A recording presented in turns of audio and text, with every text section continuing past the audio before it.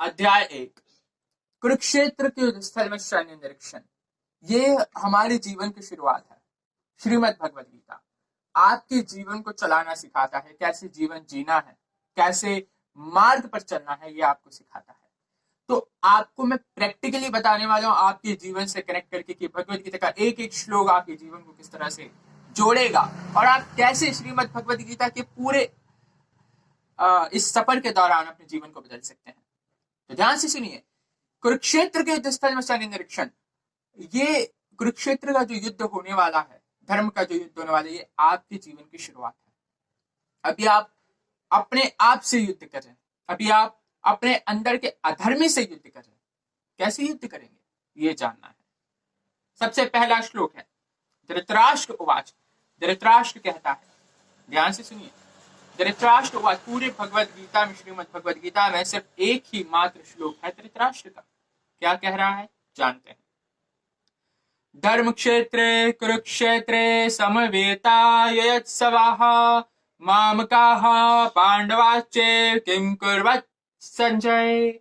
धृतराष्ट्र ने कहा, है संजय, कुरुक्षेत्र धर्म स्थल युद्ध भूमि में युद्ध की इच्छा से एकत्र हुए मेरे तथा पांडु के पुत्रों ने क्या किया। अभी धृतराष्ट्र जो है जन्म से अंधा था, लेकिन वो आध्यात्मिक दृष्टि से भी अंधा है, धर्म के मामले में भी अंधा है, और वास्तविकता में देखा जाए तो वो अंधा था ही नहीं, क्योंकि उसे भली भांति पता था कि किस वक्त कौन से शस्त्र से किसका सर काटना है, घर से अलग करना है, उसे के आसपास कौन खड़ा है कौन नहीं खड़ा है, कितनी दूरी पे खड़ा है, सब उसे क्या था। लेकिन दुर्भाग्य तो उसका ये था कि वो धर्म के मामले में भी अंधा था। इस श्लोक में ये बताना चाह रहे हैं कि धृतराष्ट्र जो है भली भांति जानता था कि उसके जो पुत्र हैं वो भी अंधे हैं, अधर्मी हैं, और पांडु के जो पुत्र हैं वो पुण्यात्मा हैं, धर्मी हैं। भगवान श्री कृष्ण क्योंकि अर्जुन के समक्ष, अर्जुन के पास है, अर्जुन के साथ हैं, इसलिए वो बहुत अच्छे से जानता था कि अर्जुन की विजय तो सुनिश्चित है, लेकिन फिर भी वो अपने आप को सहानुभूति देना चाहता है कि नहीं, मेरे पुत्र दुर्योधन की विजय सुनिश्चित है। इसलिए वो संजय से पूछता है, संजय बताओ क्या हो रहा है। अब देखो, जब हमें अपने आप पर विश्वास होता है, कॉन्फिडेंस होता है कि जो हो रहा है हम जानते हैं अच्छा है, तो हम किसी से पूछते नहीं है। हम हमारे जीवन के एग्जाम, हमारा लाइफ का जो एग्जाम होता है, एक छोटा सा एग्जाम्पल लेते हैं। बच्चों का जो एग्जाम होता है, एग्जाम दे के आने के बाद वो क्या करते हैं, पेपर से मिलाते हैं कि सही जोड़ी जो मैथ कॉलम है ये मैंने सही मिलाया था कि नहीं, फिल इन द ब्लैंक्स का जो मैंने आंसर है वो सही लिखा था कि नहीं, इस क्वेश्चन का आंसर जो मैंने लिखा वो वास्तविकता में यही है या नहीं। लेकिन जो मॉनिटर होता है, जो 99% लेकर आता है, वो कभी घर जाके बुक्स कॉपी को खोलकर नहीं देखता, वो आने वाले सब्जेक्ट की तैयारी करता है, आने वाले युद्ध की तैयारी करता है।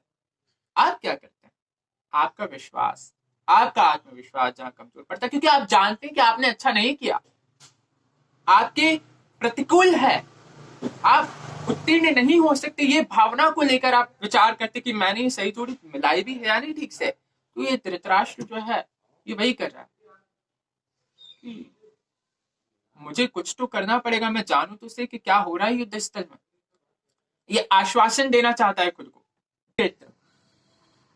एक धर्म स्थल, पवित्र स्थल। वेदों में बताया गया कि पुराने समय में कुरुक्षेत्र को तीर्थ स्थल कहा जाता था, सबसे पवित्र स्थल है। तो धृतराष्ट्र ये जानता था कि अर्जुन और पांडु के अन्य जो पुत्र हैं उनके प्रति एक कूल होगा, अनुकूल होगा, उनका स्वभाव क्यों क्या है, वो पवित्र है, पुण्यात्मा है जन्म से ही। तो पवित्र चीज तो पवित्र को ही ज्यादा अच्छे से सपोर्ट करेगी, और मेरे पुत्र तो अधर्मी हैं। फिर भी उसका हृदय ये कहता है कि नहीं, मेरे पुत्रों की क्या है, विजय है। वो अपने आप को सहानुभूति देने का बार बार प्रयास करता है। अभी देखिए आगे हम जानते हैं इस श्लोक में कि जैसे धान का जो खेत होता है उसमें अवांछित पौधों को उखाड़कर फेंक दिया जाता है, जो व्यर्थ के पौधे होते हैं, धान के खेत में सिर्फ धान होगा, बाकी के पौधों को उखाड़कर फेंक दिया जाता है। ठीक उसी प्रकार इस धर्म क्षेत्र का जो युद्ध भूमि जो है, कुरुक्षेत्र में जो युद्ध चल रहा है, यहां से अवांछित पौधे जो है धृतराष्ट्र के अन्य पुत्र दुर्योधन, दुशासन, विकर्ण या बाकी सभी को उखाड़ कर यहाँ पे युधिष्ठिर और पांडु के अन्य पुत्रों और धार्मिक पुरुषों की स्थापना की जाएगी। हमें भी हमारे युद्ध में, हमारे अधर्म के युद्ध में, हमारे अंदर के अधर्म को उखाड़ कर धर्म को स्थापित करना होगा, तभी जाकर हमारा जीवन सफल हो पाएगा। श्लोक नंबर 2। संजय उवाच, संजय यहाँ कहते हैं, दृष्टा तु पांडवानीकं व्यूढ़ं दुर्योधनस्तदा आचार्यमुपसंगम्य राजा वचनम ब्रवीत। संजय ने कहा, है राजन, पांडु पुत्र द्वारा सेना की व्यूहरचना को देखकर दुर्योधन अपने सेनापति गुरु के पास गया और उसने ये शब्द कहे। कितनी मूर्खता की बात है ना। एक योद्धा अपने सेनापति के पास जाता है, क्यों जाता है? सिर्फ एक ही वजह हो सकती है, एक ही कारण हो सकता है। उसे उसका जो कॉन्फिडेंस है वो लूज हो चुका है, वो भयभीत हो चुका। दुर्योधन भयभीत हो चुका था कि अरे देखो तो सही अर्जुन की सेना को, अर्जुन का व्यूह रचना, उसकी स्ट्रेटेजी कितनी खतरनाक है। ये देखकर वो भयभीत हो गया, इसलिए वो अपने सेनापति के पास जा रहा है। एक योद्धा, एक राजा अपने सेनापति के पास जाता है और गुरु के पास जाता है। गुरु कौन? द्रोणाचार्य। द्रोणाचार्य को कहता है ब्राह्मणों में श्रेष्ठ, देखिए अर्जुन की व्यूह रचना। श्लोक नंबर 3। पश्यताम पांडुपुत्रणमाचार्य महतिम चमुम व्यूढ़ाम द्रुपद पुत्रेण तव शिष्येण धीमता। है आचार्य, पांडुपुत्र की विशाल सेना को देखें, जैसे आपके बुद्धिमान शिष्य द्रुपद के पुत्र ने इतने कौशल तरीके से व्यवस्थित किया। यहाँ पे वो दुर्योधन जो है द्रोणाचार्य को इंगित करता है, आलोचित करता है कि देखो आपके जो शिष्य है, आपका जो मित्र द्रुपद, सबसे पुराना मित्र, जो आपका दुश्मन है, उसी के पुत्र को आपने इतना अच्छे से ज्ञान दिया शस्त्र का, शास्त्र का, और आज वो आप ही के विरुद्ध खड़ा है। और किसके साथ है? अर्जुन के साथ है। बताना चाह रहे हैं कि आपकी उदारता के कारण आज हम यहाँ हैं। तो ऐसी उदारता आप अर्जुन के साथ मत दिखाएगा, क्योंकि अर्जुन आपका अत्यंत प्रिय शिष्य है। एक गुरु, उसके समक्ष कोई भी हो, दुश्मन का भी पुत्र आ जाए, तो गुरु जो होता है कभी भी भेदभाव नहीं करता, वो उसे सारा ज्ञान देता ही देता है। यहाँ द्रोणाचार्य ने भी वही किया, लेकिन द्रोणाचार्य को कह रहा है कि देखो भैया, ऐसी उदारता अगर आपने करी आगे से, तो हमारी विजय जो है निश्चित नहीं हो पाएगी, हमारी पराजय हो जाएगी। तो उदारता कृपया करके आप ना करें। श्लोक नंबर 4। अत्र श्रा महेश्वासा भीमार्जुन समायुधि ये धानो विराटश्च द्रुपदश्च महारथः। इस सेना में भीम तथा अर्जुन के समान युद्ध करने वाले अनेक और धनुर्धर यथा महारथी हैं। अब मूर्खता, एक राजा, एक योद्धा, एक शिष्य अपने गुरु को जाके बता रहे कि देखिए सामने वाले की टीम में कितने लोग मौजूद हैं, अर्जुन की वीर रचना को देखो, अर्जुन की टीम के लोगों को देखो, कितने योद्धा हैं, और हमारी टीम का वो द्रोणाचार्य को ये नहीं बता रहा है, वो अपने आप को बता रहा है। द्रोणाचार्य तो महान गुरु है, वो तो योद्धा है, ब्राह्मणों में श्रेष्ठ, शास्त्र अस्त्र सबका ज्ञान है, उनको विद्वान है, वो भयभीत नहीं है। भयभीत कौन है? दुर्योधन। और इसी भयभीता के कारण, इसी भय के कारण वो द्रोणाचार्य को कहकर अपने आप को बताना चाह रहा है कि अरे यार, इसके टीम में तो ये लोग मौजूद हैं, मेरा क्या होगा। तो डर गया है वो पहले ही देखकर। श्लोक नंबर 5। दृष्ट केतु केशितान काशीराजश्च वीर्यवान पुरजित कुंती भोजश्च शैवश्च नरपुंगवः। इनके साथ दृष्ट केतु है, चकितान है, काशीराज है, पुरजित कुंती भोज तथा शैव जैसे महान शक्तिशाली योद्धा है। श्लोक नंबर 6। युधामन्यश्च विक्रांत उत्तमौजश्च वीर्यवान सौभद्रो द्रौपदेयाश्च सर्व एव महारथाः। पराक्रमी युधामन्यु, अत्यंत शक्तिशाली उत्तमयुजा, सुभद्रा का पुत्र और द्रौपदी के पुत्र जैसे महारथी भी मौजूद हैं।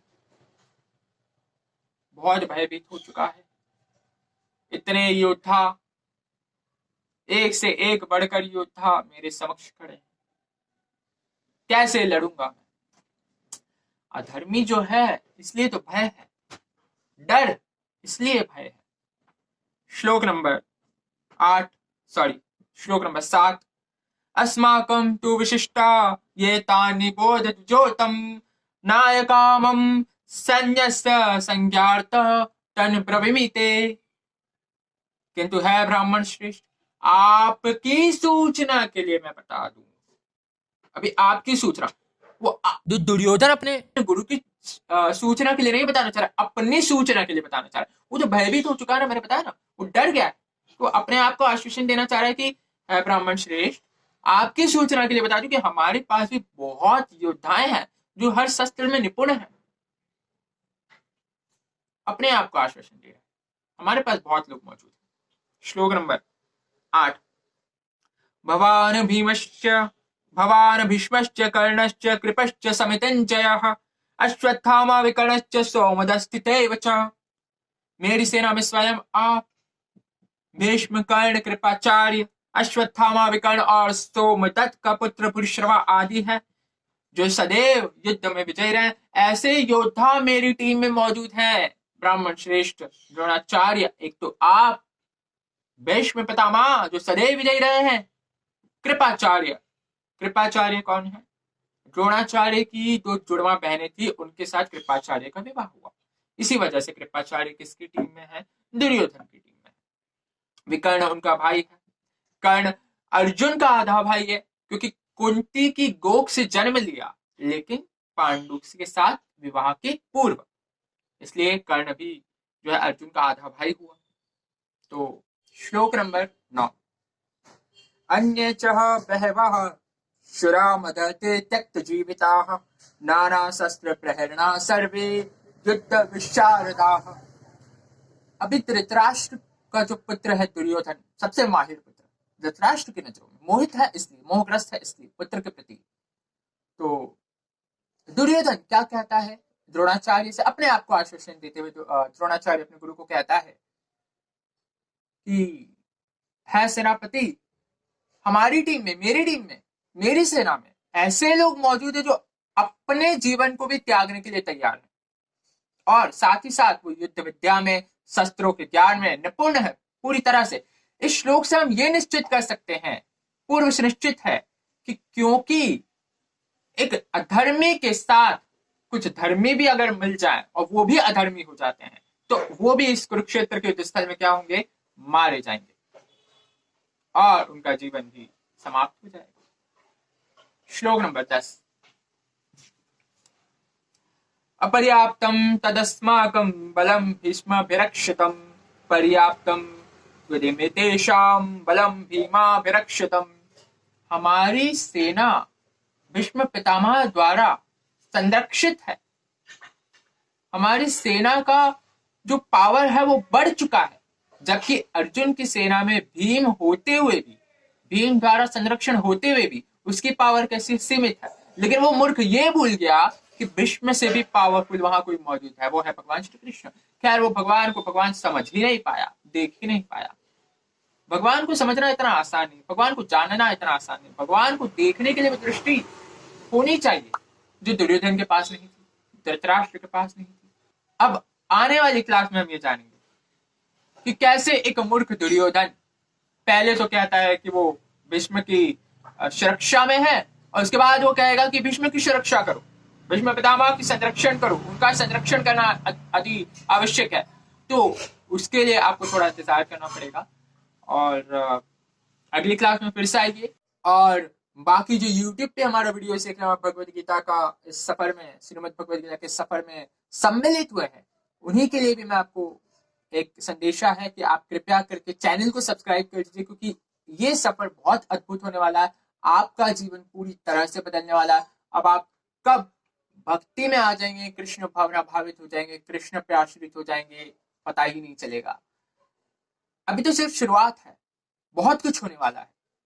कृष्ण अर्जुन को किस प्रकार से ज्ञान देते हैं, अर्जुन किस तरह से कृष्ण से बहस करता है, अर्जुन क्यों युद्ध नहीं करना चाहता है, बहुत सारी चीजें हम जानेंगे। तो चैनल को सब्सक्राइब जरूर कर दीजिए। जब तक के लिए मेरे साथ एक बार प्रेम से दोहराएं, हरे कृष्णा कृष्णा कृष्णा हरे हरे, हरे रामा रामा रामा हरे हरे, हरे कृष्णा।